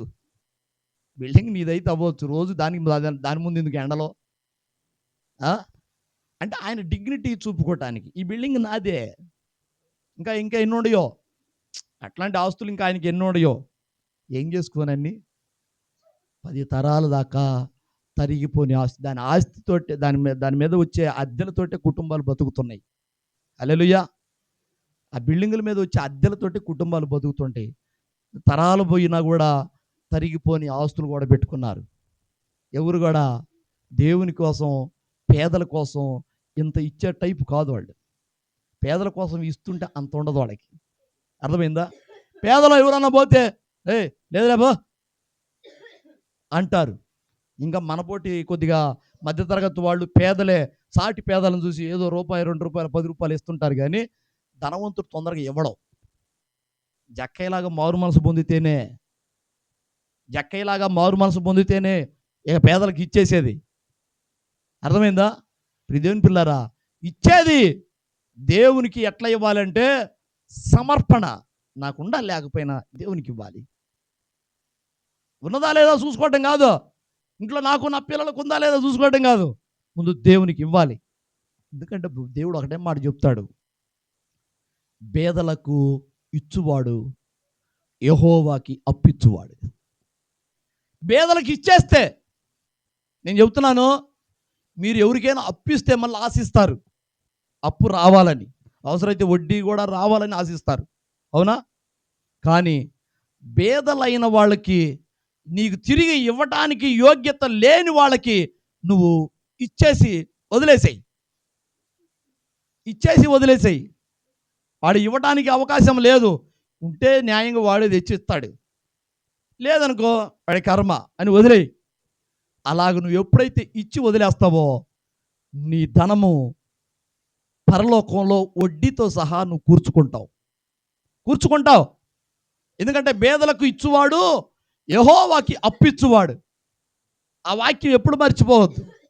కాబట్టే జక్కయ్య పేదలకు ఇచ్చేయాలి. ఎందుకంటే ఈ లోకపరమైన ధనం నా కాడ ఉంచుకోవటం కాదు, పరలోకంలో ధనం కూర్చుకోవాలి నేను. పరలోకంలో ధనం కూర్చుకోవాలి. చూడండి, ఒక మాట మత్తయి సువార్త 6వ అధ్యాయము 19వ వచనం చూడు. సమయం చూడండి అయ్యా, నా దగ్గర వాచ్ లేదు, సెల్లు కూడా మర్చిపోయి వచ్చాను. 2 ఓకే, 6వ అధ్యాయము 19వ వచనం. భూమి మీద మీ కొరకు ధనమును కూర్చుకొనవద్దు, ఇక్కడ చిమ్మిటయు తుప్పును తినివేయును, దొంగలు కన్నము వేసి దొంగిలెదరు. పరలోకమందు మీ కొరకు ధనమును కూర్చుకొనుడి, అచ్చట చిమ్మెటైనను తుప్పైనను దాన్ని తినివేయదు, దొంగలు కన్నము వేసి దొంగిలరు. నీ ధనం ఎక్కడుండునో అక్కడే నీ హృదయం ఉండును అన్నాడు. నీ ధనం ఎక్కడుంది? నీ హృదయం ఆడ ఉంటుంది రేపు. అర్థమైందా? నీ ధనం ఎక్కడుంది? భూమి మీద ఉందా? పరలోకంలో ఉందా నీ ధనం? ఒకవేళ నీ ధనం భూమి మీద ఉంటే నీ దేహము నీ హృదయం భూమి మీదనే ఉంటుంది, పరలోకాన్ని ఆశించదు. నీ ధనం ఒకవేళ పరలోకంలో ఉంటే నీ హృదయం అక్కడ ఉంటుంది. ఎందుకంటే నేను అక్కడ దాచుకున్న ప్రభు దగ్గర, నేను ప్రభుకి ఇస్తున్నాను, ప్రభు దగ్గర దాచుకుంటున్నాను. మరలా నేను పోయినప్పుడు నాకు అక్కడ ఆయన నాకు మరలా ఇస్తాడు బహుమానంగా, వడ్డీతో కూడా కలిపిస్తాడు ఆయన అని నీ హృదయం అక్కడ ఉంటుంది. దేవుని పిల్లరా, మనము మొట్టమొదటిగా మన దేహాన్ని సమర్పించుకోవాలి, రెండవదిగా మన సమయాన్ని సమర్పించుకోవాలి, మూడవదిగా మన ధనాన్ని, అది అర్థవంతంగా ఖర్చు అవుతుందా లేదా. దేవునికి ఇచ్చే కాడ సణిగితే అది 4 రూపాల్లో బయటికి వెళ్ళిపోతుంటుంది. నేను చెప్తున్నా, బాగా గుర్తుపెట్టుకోండి. దేవునికి ఇచ్చే కాడ నువ్వు పిసినారితనం చూపిస్తే దేవునికి ఇచ్చే విషయంలో న్యాయంగా అయ్యి, ఇంకా ఎక్కువ ఇచ్చి ఆశీర్వదింపబడిన వారు కలరు, బిగబట్టి దరిద్రులైన వాళ్ళు కలరు అని బైబిల్ చెప్తుంది. బిగబట్టినోడు దరిద్రుడు అవుతాడట, వెదజల్లి ఆశీర్వదింపబడిన వాళ్ళు కలరట. ఏంది? అయితే కనీసం న్యాయబద్ధంగా దశమ భాగం అన్నా ఇస్తున్నావా? నీ సంపాదనలో 10వ వంతు నీకు ఏ విధంగా సంపాదన, పొలం మీద రాని, గొర్రెల మీద, పశువుల మీద రాని, జీతం కానీ, పెన్షన్ కానీ, కూలి పనులు కానీ, ఏదన్నా కానీ, ఏ విధంగా నువ్వు సంపాదించుకుంటున్నావో దాని అంతట్లో 10వ వంతు దేవుని సన్నిధి న్యాయబద్ధంగా తెస్తున్నావా? తెస్తే నీ ధనం అక్కడ ఉంది. నువ్వు ఇక్కడ పిసినారితనం చూపించావనుకో, పోనీ ఈ భూమి మీద ఉండదు, నీకు శాశ్వతంగా ఉంటుందా? 4 దారుల్లో పోతుంటుంది, 4 దారులు నలుదిక్కులకు వెళ్ళిపోతుంటుంది. నువ్వు ఏడుస్తుంటావు, ఏంది నా ధనం ఇలాగ వ్యర్థమైపోతుందని. ఇప్పుడు దేవుని పిల్లరా, సమయాన్ని, ధనాన్ని, మనకు ఒక పాట కూడా ఉంది. ఏం పాట? సమర్పణ చేయి, ఇందాక పాడుకున్నాం కదా. సమర్పణ చేయుము ప్రభువునకు నీ దేహము, ధనము, సమయమును. సమర్పణ చేయుము ప్రభువునకు నీ దేహము, ధనము, సమయమును. కుదరట్లేదా? ఇందాక కొట్టావు బాగానే, లేచి నుంచుంటే వచ్చింది అది. సరే, ఏదేమైనా మనం అర్పించాల్సిన ఈ 3, మన ధనాన్ని, మన సమయాన్ని, మన దేహాన్ని కూడా. కొంతమంది నేను దశంభాగం ఇచ్చానుగా, నేను ఇంక పరిచర్య చేయను, నా ఊళ్ళో ఉంచను, నాకేం అవసరం అయితే డబ్బులు పడేస్తా అనే తీరులో ఉంటారు కొంతమంది. నువ్వెంతన్నా ఇవ్వు, నీ దేహము కూడా దేవుని మందిరంలో పరిచర్య చేయాలి. కొంతమంది నేను చాకిరీ చేశానుగా దేవుని మందిరంలో, నేను కానుకీయాల్సిన పని లేదు అంటారు. ఇక్కడ 3 కావాలి. నీ ధనము, నీ సమయము, నీ దేహం. దేహంతో నువ్వు దేవుణ్ణి మహింపరచాలి. అవసరమైతే ఇక్కడ చాకిరీ చేయాలి. ఏంది? నువ్వు సమయాన్ని కేటాయించుకోవాలి. నీ ధనంలో నమ్మకంగా దేవునికి ఇవ్వాల్సింది ఇవ్వాలి. దేవుడి మాటలను మన వినికిడిలో ఆశీర్వదించునుగాక. Amen, amen. తలలు వంచండి. పరిశుద్ధుడా, ప్రేమగల తండ్రి, సర్వాధికారి, నీకు స్తోత్రాలు అయ్యా. ఇదిగో నాయనా, జీవము కలిగిన నీ మాటలు బయలు వెళ్ళినాయి ప్రభువా. నీ బిడ్డల హృదయాల్లో కార్యం చేయనట్లుగా, ఇదిగో నీ కొరకు మా జీవితాలు అంకితమైపోనట్లుగా కృప దయచేయండి. ఇదిగో నాయన మేము అర్పించవలసిన మీ ధనము, సమయము, మా దేహము, మా ప్రాణాత్మ దేహాలు ఇదిగో నీ కొరకు సమర్పించుకోవాలి. శ్రేష్ఠ భక్తులు ఇదిగో డబ్బును త్యజించారు, ఇదిగో సమయాన్ని నీ కొరకు వెచ్చించారు, తన ప్రాణాత్మ దేహాలు నీ కొరకు ఫలంగా పెట్టారు నాయన. అలాగే పెట్టిన వారి పేర్లు జీవ గ్రంథంలో సువర్ణాక్షరాలతోటి రాయబడి ఉన్నవి. ఇదిగో నాయన మా పేర్లు కూడా అలాగున నీ జీవ గ్రంథంలో రాసుకొనున్నట్లుగా, రాయించుకొనున్నట్లుగా మా బ్రతుకులు ఉండునట్లు కృప దయచేయండి. నీ కొరకు మా జీవితాలు అంకితమైపోవాలి, అర్థవంతంగా మా జీవితం ముగించబడాలి ప్రభువా. అయ్యా నీకు వందనాలు. ఈ లోకం కోసమో, లోక మనుషుల కోసం మా జీవితాలు ఖర్చు అయిపోకూడదు. ఇదిగో నాయన మా భారతదేశానికి వచ్చిన గ్రాహం స్టైన్ ప్రభువా, తన జీవితం, తన పిల్లల జీవితం, తన కుటుంబ జీవితం ఇదిగో నీ కొరకు అర్పించుకోవడానికి సిద్ధమై వచ్చారు. అలాగే నీ కొరకు అంకితం అయిపోయారయ్యా. అలాగే విలియం కేరీ లాంటి వాళ్ళు కూడా, తోమా లాంటి బ్రతుకులు మాకు దయచేయ. అయ్యా నీకు వందనాలు, స్తోత్రాలు ప్రభువా. కృపలో జ్ఞాపకం చేసుకోండి. ఇదిగో చెప్పబడిన మాటల్ని బిడ్డల హృదయాల్లో నూరంతలుగా ఫలింపజేయండి. నీకే వందనాలు, కృతజ్ఞతలు. వచ్చిన ప్రతి ఒక్కరిని పేరు పేరున దీవించు, ఆశీర్వదించు. ఇదిగో వాళ్ళ వెంట వాళ్ళ నీ సన్నిధి వాళ్ళ గృహాలకు కూడా పోనివ్వండి. ఇదిగోనే వాళ్ళ గృహాల్లో ఇదిగోనైనా ఈ శూర కార్యాలు జరుగునట్లుగా కృప దయచేయండి. ఆత్మ కార్యాలు వాళ్ళు చవి చూడాలి నాయన. ఇది మొదలుకొని ఇదిగో నాయన ఒక్కొక్క అద్భుతం వాళ్ళ జీవితాల్లో చూడాలి నాయన. కృప దయచేయమని ఇదిగో నాయన నీ బిడ్డలకి నీ సన్నిధి తోడుగా ఉంచమని నీ కృపగల హస్తాలకి వీళ్ళందరినీ అప్పచెప్తూ యేసుక్రీస్తు నామములోనే అడిగి వేడుచున్నాం తండ్రి. Amen, amen. మన తండ్రి అయిన దేవుని ప్రేమ, ఆయన ప్రియకుమారుడును మన రక్షకుడునైన యేసయ్య శాశ్వతమైన నిత్య కృప, పరిశుద్ధాత్మ దేవుని అన్యోన్యమైన సహవాసం, సహాయం, ఆదరణ, అభిషేకం మనకును సకల పరిశుద్ధులకును సదాకాలం తోడుగా ఉండి నడిపించును గాక. Amen, amen. అందరికీ వందనాలు, దేవునికి స్తోత్రాలు. ఇవాళ మేము రావటమే లేట్ అయిందా కదా?